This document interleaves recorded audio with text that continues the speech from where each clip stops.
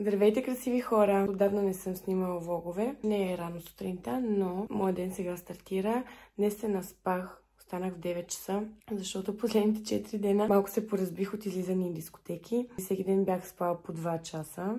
Ходихме четвъртък в Капитан Кук, след това в Карусел, петък и събота в Да Винчи и след това в неделя в Села Ви на участие на Галена. Стояхме до 4 вечерта. Вчера беше понеделник, но не се наспах и рано, сега е вторник, понеделник също вторник, т.е. днес се наспах, спала съм 8 часа, така че понаваксах. Сега ще продължа днешния ден заедно с вас, като в момента имаме 10 минути да напуснем къщата. Трябва за това време да разтоваря колата. Старата ми кола, моята първа кола, е натоварена с багажа от предишния ни апартамент. Искам да го освободя изцяло, затова вчера се възползвах, че бях с кола, понеже беше в сервис месец и нещо. Вчера се възползвах от това, че отново съм с кола и я натоварих, но беше тъмно и реших да не я разтоварвам през нощта по тъмно и сега ще се възползвам от това, че навън е светло, за да я разтоваря. След това тръгваме по задачи. Тук, ако се чудите какво гледам за един конец на Анцуга. Ето тук. Искам да го махна.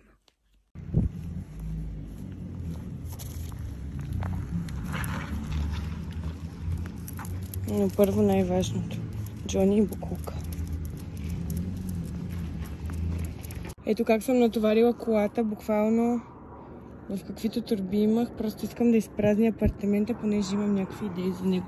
Тези обувки не знам дали съм ви ги показвала, но са Бърбари за дъжд. И така след разходката с Джони идвам да разтоварвам. Задъхах се, но ето го багажът разтоваря. И сега тръгвам към колата отново. На което веднага възможда следващата тема, да почнем да развиваме разходите. Аз се казвам Рейскар. Аз ставам на шина и на кола. А ти как се казваш? Колашина. Колашина? Да. А искаш ли да си имаме имена? Да. Полицейска кола. Аз съм Рейскар. Състезавам се с колите и съм най-бързата кола. И аз съм шина кола. Шина кола? Да. Уау, как се тръгва. Вечерта с Малмир си играем вкъщи. Вижте ми милата количка. Чака за трети път турбини.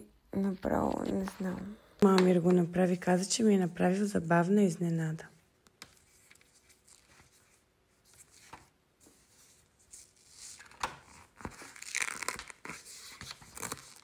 А пък аз си мисля, че мога да го занимая с книжки за оцветяване. Да, ама не. И когато всички заспят, започва моето me time. Не се мажа с кремчета, простирам. Простирам, напускам перални, евентуално чистя подреждам. Прехвърляме се в сутринта, Малмир нещо е настинал и отиваме на лекар. Я покажи в какво настроение отиваш на лекар. Ще покажеш ли? Мамо! Мамо! Покажи в какво настроение отиваш на лекар. Щастлив ли си? Виж кучето в другата кола. Откакто забременях с цел да пазя Малмир, започнах да посещавам хомеопат и това вече доста години си е нашият семейен лекар. Послушните деца какво получават, мамо? Награда?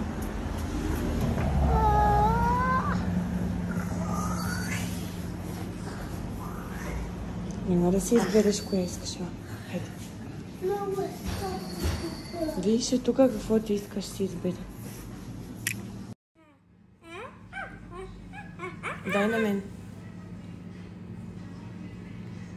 Мамо. Голямо парче.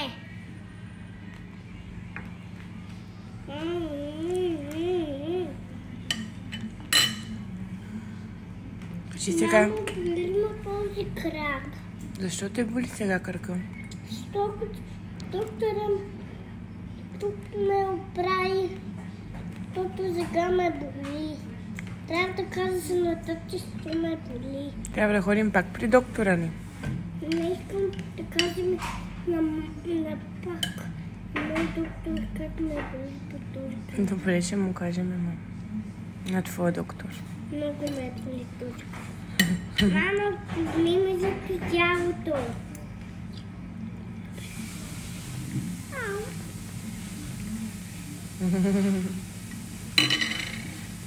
И на всичкото сладко отгоре една близалка. Искам Малмир да асоциира посещенията при лекаря си само с позитивни емоции, така че да, награждавам го и себе си награждавам. Мой круасан е само с масло, аз не обичам сладки круасани.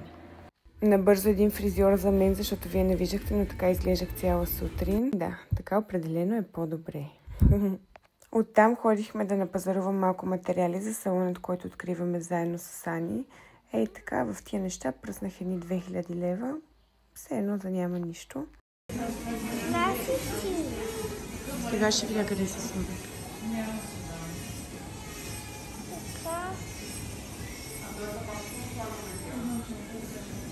Напазарувахме, се наградихме, аз с дюнер, Малмир с пица. Оттам към пъзел, за да го подстрижат. Виждате, че му беше голяма косата и той ме охапа, защото много го боляла косата, докато го подстригват. Добре, обявявам официалното откриване на салона ни съвместно с Ани и с Кери.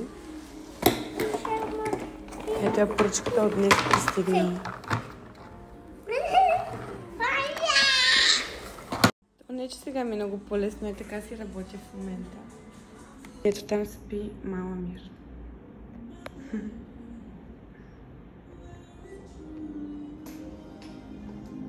Добре, с салона всичко е наред. Искам само да видите в Дермакт как ми обезобразиха устните. Няколко дни стоях у нас и ревах, но време е да застана с лицето си пред това, което се е случило и да го приема. Значи, първо ми ги разградиха изцяло до моите натурални, т.е. изтърпях цялото разграждане и после ми ги направиха наново, за да изглеждам ето така, като жилена от пчела. Страдам си, но и това ще мине. На тъмно не си личи, така започнах да се успокоявам. И с филтър. Това се случи онзи ден, в който стартирах този влог. От тогава имам още едно предложение за работа, което смятам да приема. Надявам се да се споразумеем за от другата седмица. И освен това, вчера официално открихме салонът ни с Ани и Гери. Салонът, за когото съм говорила още отдавна в моят канал. Вече най-накрая го има. Маникюрът и педикюрът, за сега само те. Там са мой. Искам да се науча в един момент да справя плитки с канекалони, някакви такива неща. Но не знам кога ще ми остане време въобще да изкарам някакви допълнителни курсове и да мога да правя допълнителни неща в бюти сферата. За сега се ограничаваме до маникюр и педикюр. Да, вчера купих всичките. Така си мислех, че съм купила всичките материали за салона. Днеска се сещам за неща, които съм забравила. Например, клещи за кожички съм забравила. Забравила съм прахополовител и други неща. Вчера купих 70 цвята лак за ногти. Така че имам голям избор. Даже нюансите на червеното ми са, може би, над 30 различни. Май съм прекалила с него, но ще видим дали някакви цветове ми липсват. Вчера Малмир беше с мен в салона, защото сутринта беше на лекар, понеже имаше сухоли. И лекарката ми препоръча да си го оставя няколко дни в къщи, да се лекува с един антибиотик, по-скоро антибиотични капки, които са в принцип за очи и уши, но сега ще ги слагаме в носа му. Аз правя същото лечение, да не се заразяваме взаимно на своя глава. Си го реших това лечение, защото мисля, че имам горе-долу подобни на неговите симптоми.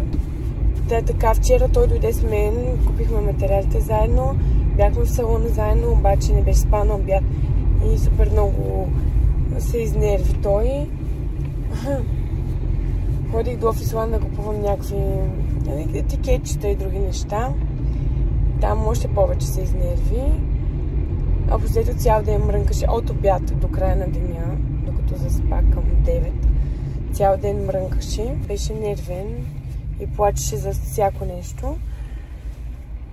Да, затова днес отиваме малко по-късно, не е толкова рано сутринта, за да може той да се наспи, да не го буде с аларма и така нататък. Днес имам да си доналакирам цветовете, да ги подредя лаковете. да им залепя етикетите на български, понеже те ми ги дават отделно. Мама, в кой салон отиваме? В този при мама.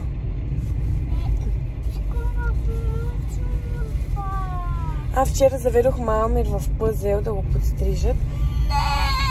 Няма да те водя повече. Нали те подстригаха? Те го подстригаха, но сега му обещах, че следващия път аз ще запиша част там да ми направят прическа, пък той само ще дойде да си играе, понеже му харесва там. Днес трябва да купим, каквото не съм купила. Стол си търся също за клиентите, понеже сега има един, но той не ми харесва. Масата си я купих. Шкафовете всъщност са нощните шкафчета от стария ни апартамент. Реших тях да ги използвам, защото така и така не ги ползваме. И ще видим. Ще видим как ще потръгне, какво ще се случи. Но да, това е може би интересното и новото до момента. Спряхме да заредим гориво. Карам мазата да си върша работа с нея. Освен защото BMW-та е в сервис. И защото бензинът е много по-евтино от дизела и то са 60 стотинки на литър, което е доста по-евтино. И цялата маза, резервуара и цветнала лампа догоре 36 литра, т.е. 100 лева. Точно 100 лева, 99,99 беше сега. Даже преля малко. Много малък резервуар, може би 40 литра, нещо такова. И сега отиваме в Юск. Вързах си косата, вчера бях на фризьор. Уж за да свикна да си я нося пусната с някаква прическа, обаче просто не ми се получава, пречи ми и обичам да е вързана, като имам неща за правене. Дори с нощи бяхме в бедрум, между другото. Сряда беше с нощи, бедрум беше пълен. И също ме дразнеше пуснатата ми коса.